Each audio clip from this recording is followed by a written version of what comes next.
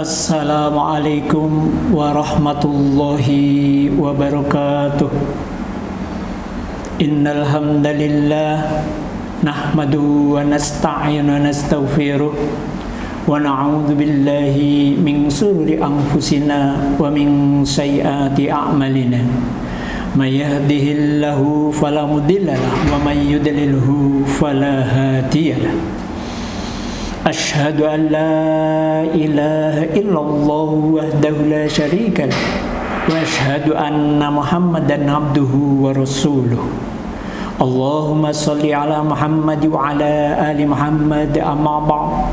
Fayal hadirun rahimakumullah, ittaqullaha haqqa tuqatih wa la tamutunna illa wa antum muslimun. Qala Allah Ta'ala fi kitabil karim, a'udzu billahi minasyaitonir rajim. Ya ayuhan nasu ubudu rabbakumul ladzi khalaqakum wal ladzina min qablikum la'allakum tattaqun. Ya ayyuhalladzina amanu taqullaha wa qulu qawlan sadida yuslih lakum a'malakum wa yaghfir lakum dzunubakum wa may yuti'illaha wa rasulahu faqad faza fawzan 'azima. Ya ayyuhalladzina amanu taqullaha haqqa tuqatih wa la tamutunna illa wa antum muslimun. Sungguhnya segala puji bagi Allah. Kepadanya kita memuji, kepadanya kita beribadah dengan tiada menyekutukannya, kepadanya kita minta pertolongan, kepadanya kita bertaubat, dan juga kepadanya kita berlindung atas kejelekan amal-amal kita dan kejahatan diri kita. Barang siapa yang beri hidayah oleh Allah, tidak ada seorang pun yang mampu menyesatkannya.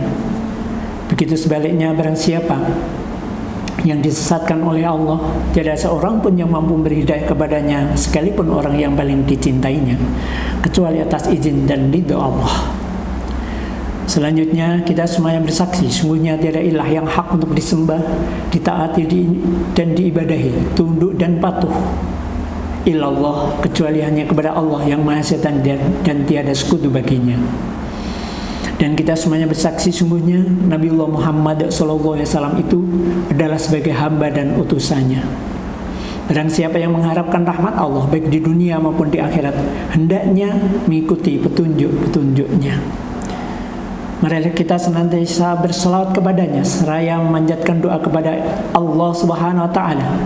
Semoga keselamatan, rahmat dan berkah Allah senantiasa tercurah kepadanya. Juga Allah limpahkan kepada keluarganya, sahabatnya, pengikutnya yang setia hingga akhir zaman. Mudah-mudahan termasuk kita semua. Hadirin kaum muslimin muslimah rahimakumullah. Rasa syukur tercurahkan pada Allah Subhanahu wa taala bahwa kita telah selesai menjalankan ibadah puasa 20 hari sudah kita lewati.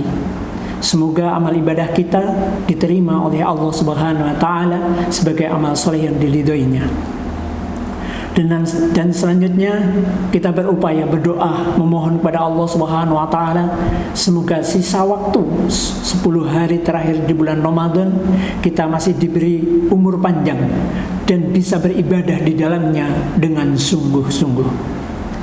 Terlebih di 10 hari terakhir di bulan Ramadan, Rasulullah SAW menyariatkan kepada kita agar kita iktikaf, berdiam diri seraya berdoa, berzikir, membaca Al-Quran, ataupun belajar ilmu din.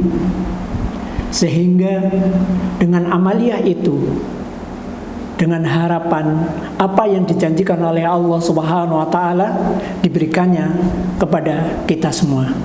Sebagaimana fadilah ataupun keutamaan orang yang iktikaf di bulan Ramadan, utamanya di 10 hari terakhir. Yang pertama keutamanya adalah untuk menyambut datangnya malam Lailatul Qadar, di mana malam Lailatul Qadar itu adalah lebih baik daripada 1000 bulan. Sebagaimana Allah Subhanahu wa taala telah nyatakan di dalam Al-Qur'an surat Al-Qadar ayat 1 sampai 5. A'udzu billahi minasyaitonir rajim. Inna anzalnahu fi lailatul qadr. Wa ma adraka ma lailatul qadr. Lailatul qadri khairum min alfi syahr. Tanazzalul malaikatu wa ruhu fiha bi'izni rabbihim min kulli amr. Salamun hiya hatta matla'il fajr. Sungguhnya kami telah menurunkan Al-Quran pada malam kemuliaan. Dan tahukah kamu apakah malam kemuliaan itu? Malam kemuliaan itu lebih baik daripada 1000 bulan. Pada malam itu turun pada malaikat ruh Jibril dengan izin Tuhannya untuk mengatur semua urusan. Sejahteralah malam itu sampai terbit fajar. Jadi ini suatu yang sangat diharapkan bagi seseorang yang mengharapkan rahmat Allah Subhanahu wa taala, yakni malam Lailatul Qadar. Dan upayanya adalah dengan iktikaf di masjid. Keutamaan yang kedua adalah mendekatkan diri kepada Allah Subhanahu wa taala, di mana seseorang yang bertafakur, berupaya mendekatkan diri kepada Allah Subhanahu wa taala seraya berzikir, bertasbih, bertahmid, tahlil, dan juga membaca Al-Quran ataupun amaliyah-amaliyah yang lain yang disyariatkan oleh Allah Subhanahu wa taala, itu sebagai pertanda bahwa dirinya dekat dengan Allah Subhanahu wa taala. Yang ketiga keutamaannya adalah diampuni dosa-dosa yang telah lalu. Hal ini sebagaimana diriwayatkan oleh Dailami, barang siapa yang beriktikaf dengan penuh keimanan dan berharap pahala dari Allah Subhanahu wa taala, maka dia akan diampuni dosa-dosanya yang telah lalu. Hadis riwayat Dailami. Jadi ini sesuatu yang mestinya sangat diharapkan bagi setiap orang yang beriman untuk mendapatkan ampunan dari Allah Subhanahu wa taala. Yang keempat adalah didoakan ampunan oleh para malaikat. Hal ini sebagaimana diriwayatkan oleh Imam Ahmad, dan tidaklah seorang di antara kalian untuk menunggu waktu sholat berjamaah dengan dalam keadaan suci dari hadas dan tidak berbuat gaduh, maka baginya didoakan oleh para malaikat, ya Allah rahmatilah dia, ya Allah ampuni dia. Jadi ada keutamaan di mana seseorang yang berada di masjid kemudian dia berzikir menunggu datangnya salat berjamaah, maka baginya ada doa dari para malaikat. Yang kelima, dijauhkan dari api neraka. Hal ini juga sebagaimana doa-doa yang biasa dilantunkan di dalam bulan Ramadan. Mohon kepada Allah Subhanahu wa taala agar dimasukkan ke dalam surga dan dijauhkan dari api neraka. Begitu juga seseorang yang iktikaf di masjid di bulan Ramadan, maka baginya akan mendapatkan kemuliaan dari Allah Subhanahu wa taala, yaitu dijauhkan dari api neraka. Sebagaimana diceritakan di sebelah riwayat, barang siapa yang iktikaf 1 hari karena mengharapkan keridhaan Allah Subhanahu wa taala, maka akan menjadikan jarak antara dirinya dengan api neraka sejauh 3 parit, di mana setiap 1 parit sejauh jarak timur dan barat. Jadi fayal hadirun jamaah sekalian yang insya Allah dirahmati Allah Subhanahu wa taala, bagian salah satu upaya kita di dalam kehidupan beragama kita ini agar dijauhkan dari api neraka adalah dengan iktikaf, maka di antaranya keutamaannya adalah dijauhkan dari api neraka.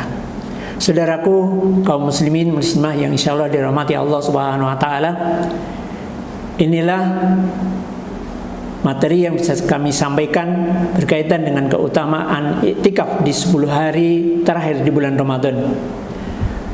Satu, untuk menyambut datangnya malam Lailatul Qadar. Yang kedua, untuk mendapatkan kedekatan diri seorang kepada Allah Subhanahu wa taala. Yang ketiga, diampuni dosa-dosanya yang telah lalu.